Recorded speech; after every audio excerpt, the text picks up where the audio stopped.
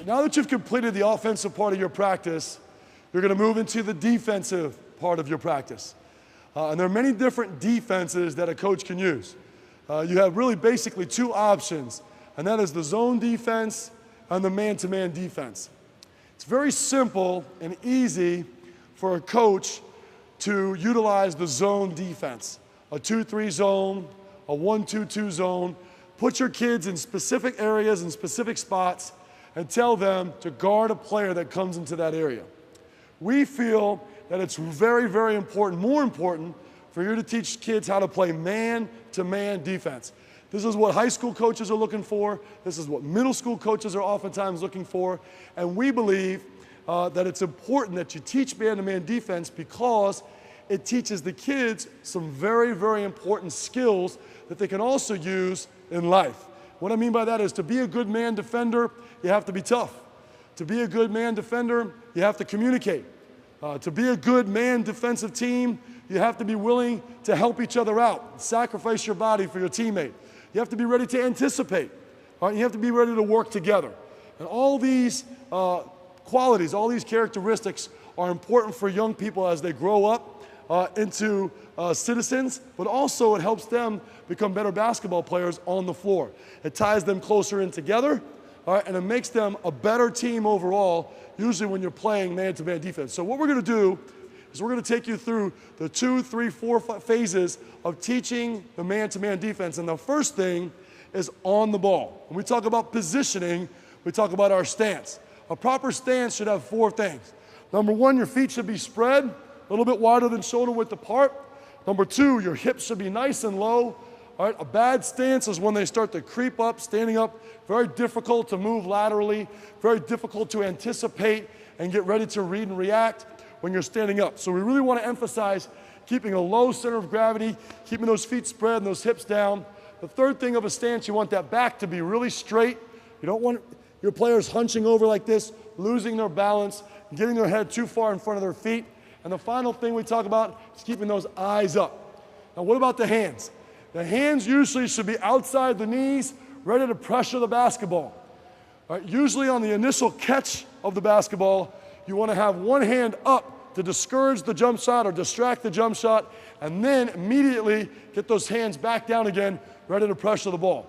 The simple rule for your hands, once you get your posture right, is you want your hands to mirror the basketball or track and trace the basketball. Always putting pressure on the ball, ready to get a deflection or distract the pass and hopefully create a turnover or a deflection out of bounds. All right, so the first thing we're going to do now is work on what we call our driving lines defense. That is our on-the-ball defense, defending someone who is looking to drive to the basket. All right, and the way we set this drill up is we have 2 lines. One line here, this is the offensive player, and the second line here, this would be the defensive player. We give the defensive player the basketball here. And what we're going to do is we're going to have the defensive player roll the ball out to the offensive player, all right, and then mimic a situation where their offensive player just caught the basketball. And this is oftentimes when the mistakes take place. We get out of position, we overcommit, we get up a little too high, and the offensive player drives past us to the basket. So our job as an on-ball defender is to distract the initial shot, pressure the ball, but most importantly, make sure we contain the dribble, keeping the ball away, all right, from the painted area and from the basket, of course. All right, so this is how the drill looks. We start with the ball here. We roll the ball out to the offensive player. And one of the biggest mistakes that you'll see is the defensive player will run out to the offensive player and lose, all right, sense of containing the basketball and overextend with their weight going too far forward off balance, and the offensive player will drive past him to the basket. All right, come on back here, John. So what we must do is teach proper footwork. When the defensive player closes out on the ball, and this is the term we use, a proper closeout, that's getting on the offensive player, all right, with proper footwork. As we approach the offensive player, we want to break our steps down and chop our feet, all right, so that we're not crossing our feet over or running headlong in the direction of the offensive player and allowing him to beat us off the dribble. So we go from a running situation here where we're coming out to more of a stance situation with our inside foot up, ready to anticipate the drive to the basket. All right, I would start off with that high hand, discouraging the initial shot, get my hands back down low once I discourage the shot, and if the offensive player tries to go to the middle, I would try to cut him off. If he turns and tries to go to the baseline, I would turn and try to cut him off. And once he picks his dribble up, it's important now that we don't lose our position. We don't want to lunge at the ball and try to block a shot, get us out of position. It's just important that we get both hands up and build a wall. All right, once we build this wall, all right, we've distracted the shot enough. Now we're going to rely on our teammates to go rebound the basketball, okay? And for the sake of this drill, we're not going to shoot the ball. We're just going to work on a couple dribbles to one side and then a couple dribbles back to the other side, all right? Trying to keep our feet moving, keep them spread without crossing our feet, and keeping our offensive player in front of us, always staying between the ball and the basket. All right, let's try it, John and Garrett. All right, John, once you catch that ball, I want you to catch a triple threat. All right, I want to see a good closeout, Garrett, good feet, good high hand. Then, John, I want you to take a couple dribbles to the middle, then a couple dribbles hard to the baseline, and I want you to move those feet and build that wall. All right, before we get started, final thing you want to do as you're teaching your kids is what to say and how to communicate on defense. In this case, Garrett, I want you to say the word ball when you're guarding the ball. Okay? All right, here we go. Ready? Go. Ball, ball. Build a wall. Great job. All right, switch lines. Good. Ready? Go. Ball. Moves her feet. Moves her feet again. Builds a wall. Good job. And guys, once the offensive player picks their dribble up, we really want to close out on them and get body to body. All right, here we go. Ready? Go. High hand. Oh, stop. This is a good opportunity to teach. Isaiah came out with the inside hand. Outside hand, we wanted to close out with the inside hand if he can. All right, really get that inside hand up here and try to influence the ball, all right, to the baseline, cutting off the middle. Let's try it again, Isaiah. Right hand. Ready? Go. Inside hand. Good. Move your feet. Move your feet. Build a wall. Good job. Excellent job. Next group's up. Ready? Go. Talk. Ball, ball, ball. Good. Cut them off. Good. Build that wall. Great job, John. Next group's up. Ready? Go. Good. Move those feet. Good. Beat them to the spot. Build a wall. Great job. All right, last group. Let's go. Good closeout. Chop those feet. Beat them to the spot. And build a wall. Great job. And that concludes our on-ball defensive segment, teaching driving lines, all right, how to close out on the basketball, distract the initial shot, move your feet, force the defender to the baseline, and build that strong wall to end the possession, hopefully with a good rebound. Okay, now we're going to continue to build our man-to-man defense. We talked about on-the-ball defense. Now we're going to talk a little bit about where you should be off the ball, depending on where your man is in relation to the ball. And then finally, the important fundamental of boxing out and rebounding the basketball. There are many different terms that coaches use for boxing out.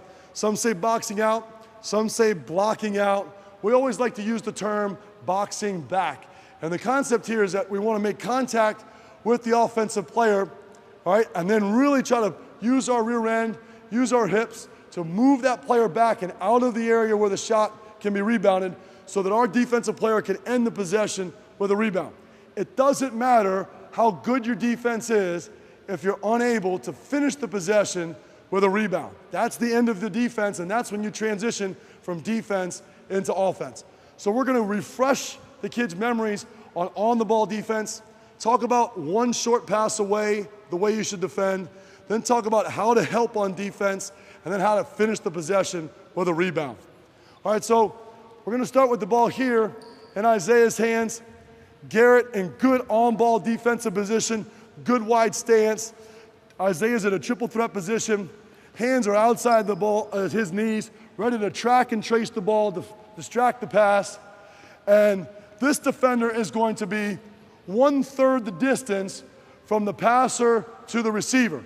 So in this case, Isaiah would be 3, 6, 9, 12, 15, 18 feet away from his offensive teammate, which 1/3 the distance would be 6 feet for Riley. So Riley would be about 2 strides away from his offensive player in a stance, and in this case, back to the ball, hand on the passing line, distracting this pass. So if Isaiah were to go ahead and try to make this pass to John, Riley hopefully could deflect or steal the pass, all right, or at least push John further away from the basket so the offense is less effective. Of course, the further away you are from the basket, the less effective you are. All right, the other thing that Riley could do, another way you could teach this, coaches, is if you don't want to pressure this passing lane, you could bring Riley back into a gap position where he's more focused on helping the on-ball defender contain the basketball from attacking the basket. In this case, the offensive player, all right, if he tried to attack a gap, would have two people ready to help in this gap area, pinch the gap, and then recover back to his man. If we went back to the pressure defensive alignment here, where we're back to the ball, pressuring the line, and the ball was driven into this gap area, Riley would then be ready to help and then recover back to his man again. We call this line defense, help and recover, all right? The second thing that we want to talk about here is if the offensive player decides to make a cut. If he tries to cut hard to the basket, it's important that the defender here makes sure that the offensive player stays within sight, all right, moving his feet, staying low, all right, trying to keep his eye on his man and on the ball at the same time. And we call this seeing both. Ball, you, man principles. Good. Now, in the event that the ball is passed to the opposite side of the floor, go ahead and pass it over there for me, Isaiah. This defensive player would come into a help position. He's still on his man, he's still guarding his man, but he doesn't need to be over here hugging his man. He's in a situation where he's ready to help on any drive to the basket. You see now that this defender is one short pass away, so he's in line position denying this pass. Remember, the other option could be he would be in a gap position ready to help in the gap. All right, come on back in here, Garrett. If the offensive player were to drive to the basket, all right, and attack the basket, this help defender would come over and build a wall, and this defender would come down and take his place and sink. We call this fill and sink, or helping the helper. Riley helped his teammate by coming down and taking the ball, and then Garrett helped Riley by taking his place in the event that a shot is taken. All right, let's rewind a little bit, back up. Now, let's talk about the rebound. Very, very important that you end your possession with a rebound. Now, let's say in this case that John started creeping into the basket here, trying to anticipate his teammate shooting the basketball. All right? And Riley here, stop right there for a minute, John. Riley is in a great help position, ready just in case the ball is driven to the basket, he's ready to slide over and help. But in this case, there's no drive. In this case, a perimeter jump shot is taken. All right, what does Riley want to do as the defensive player to finish the possession with the rebound? What does Garrett want to do in this case to finish the possession with the rebound? The term we use is body to body. We have to make sure that his body goes and finds his offensive player's body, all right, and impedes John's ability to get to the rim and get an offensive rebound. The worst thing that can happen in a defensive possession oftentimes, all right, when a shot is missed, is that this offensive player sneaks by the defensive player, the shot is taken, all right, and an offensive rebound comes down to the offensive player who now is in a position to shoot the easiest shot in basketball, a layup, which is usually 2 points. And all that does is it wastes the entire defensive possession. So in this case, Riley and Garrett are our two defenders. They're going to execute the proper box back, all right, to make sure that they finish the defensive possession with a defensive rebound so they can transition into offense. So step one in a box out or a box back. I'm in a help position. I'm in a triangle position. Why do we say triangle? We've got two sides. Go back out there, John.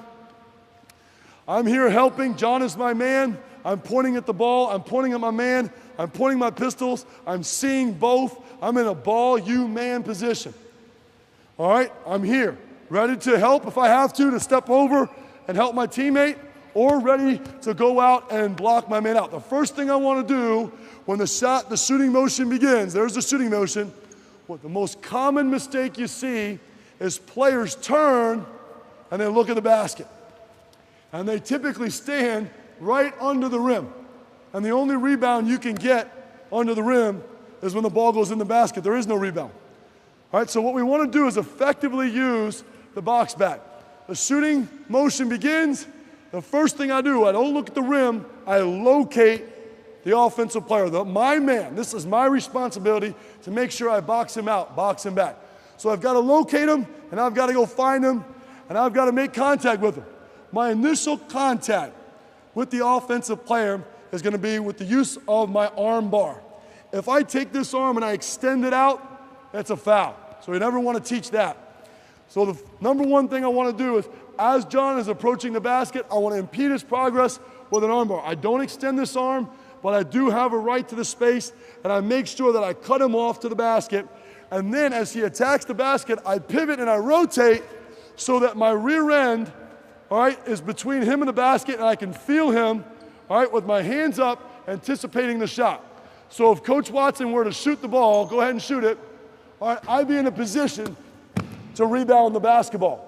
All right, getting in the way of the offensive player, anticipating the shot, rebounding the ball with two hands. All right, and the same thing would happen up here. Now let's try this drill live one time. All right, let's start with the ball up top with Isaiah. We're going to incorporate all the defensive fundamentals here and then finish the play with a box out. Now when that shot goes up, defense, I want you guys to yell out, shot. All right, to remind yourself and to remind your teammates that the shot's going up, and now we've got to do what? Locate our man, use that arm bar, get our body turned between him and the basket, and then rebound the ball with two hands. Okay, here we go. Ready? Talking. Line, go ahead and cut, John. Good, pass the ball to John. Good, on the ball. Go ahead and drive, John. Move your feet. Good. Back up to Isaiah. Good. Over to Coach Watson. Good. All right, go ahead and shoot it. Good, come in, block out. Good, two hands. Good job, two-handed rebound. All right, that's an excellent job boxing out, all right, and going and get the basketball. Make sure we make that arm bar, and we lock in and we turn and block out. Let's try it one more time, same drill. This time offense, all right, defense, I really want you to execute the arm bar and turn and block out. Offense, I don't want you to attack too hard. I just want you to make a couple moves to the basket, see if we can execute the box out. Ready, go, talking, ball, good, pass, good, back out to Isaiah, let him catch it, good, dribble over, pass it, good, shot goes up, they block out, two-handed rebound, finish the possession. So in that case, you saw the rebounder, he blocked out a very good offensive rebounder attacking the basket, but his hands were up, ready to anticipate the rebound. He went back and caught that ball, finished the possession with a defensive rebound. Now at that point, we would transition into offense, try to execute our offense. And that concludes our defensive segment with our rebounding segment as you step out there on the floor with your team and try to teach the essential fundamentals of proper defense and proper rebounding to your team. Coaches, we've had a great time teaching you the skills of this great game of basketball. Have a great season.